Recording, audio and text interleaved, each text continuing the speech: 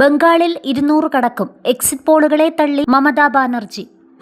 പശ്ചിമബംഗാൾ നിയമസഭാ തെരഞ്ഞെടുപ്പിൽ തൃണമൂൽ കോൺഗ്രസ് ഉജ്ജ്വല വിജയം നേടുമെന്ന് മമതാ ബാനർജി. 200-ലധികം സീറ്റുകൾ പാർട്ടി നേടും. പുറത്തുവന്നിരിക്കുന്ന എക്സിറ്റ് പോൾ പ്രവചനങ്ങൾ ഓഹരി വിപണിയിൽ കൃത്രിമം കാണിക്കാനുള്ള ശ്രമത്തിന്റെ ഭാഗമാണെന്നും വോട്ടെണ്ണൽ ഏജന്റുമാരുമായുള്ള വീഡിയോ കോൺഫറൻസിൽ മമതാ ബാനർജി പറഞ്ഞു. നമ്മൾ ജയിക്കാൻ പോവുകയാണ്. ഇത്തവണ 200-ലധികം സീറ്റുകൾ നേടി വൻ വിജയം നമ്മൾ സ്വന്തമാക്കും. എക്സിറ്റ് പോളുകൾ സ്റ്റോക്ക് വിപണിയിൽ കൃത്രിമം കാണിക്കാനുള്ള ശ്രമം മാത്രമാണ്. 2021-ലും 2024-ലും അവർ ഇങ്ങനെ ചെയ്തിരുന്നു. അത് തന്നെയാണ് ഇപ്പോഴും നടക്കുന്നത്, മമതാ ബാനർജി വ്യക്തമാക്കി. തൃണമൂൽ പ്രവർത്തകർക്കെതിരെ സെൻട്രൽ ആംഡ് പോലീസ് ഫോഴ്സ് ക്രൂരത കാട്ടി.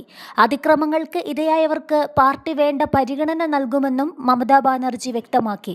അതേസമയം പശ്ചിമബംഗാൾ തെരഞ്ഞെടുപ്പിലെ വോട്ടെണ്ണൽ ഉദ്യോഗസ്ഥരുടെ നിയമനവുമായി ബന്ധപ്പെട്ട് തൃണമൂൽ കോൺഗ്രസ് നൽകിയ ഹർജി ഇന്ന് സുപ്രീം കോടതി തള്ളിയിരുന്നു.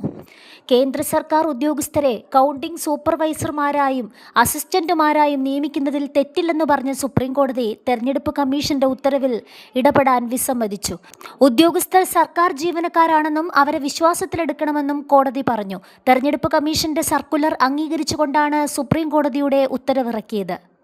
വോട്ടെണ്ണൽ മെയ് 4-ന് നിശ്ചയിച്ചതിന്റെ പശ്ചാത്തലത്തിലാണ് ഇന്ന് ഹർജി അടിയന്തരമായി പരിഗണിച്ചത്. തൃണമൂൽ കോൺഗ്രസ് നേരത്തെ കൽക്കട്ട ഹൈക്കോടതിയിൽ സമർപ്പിച്ച ഹർജി വ്യാഴാഴ്ചയാണ് തള്ളിയത്.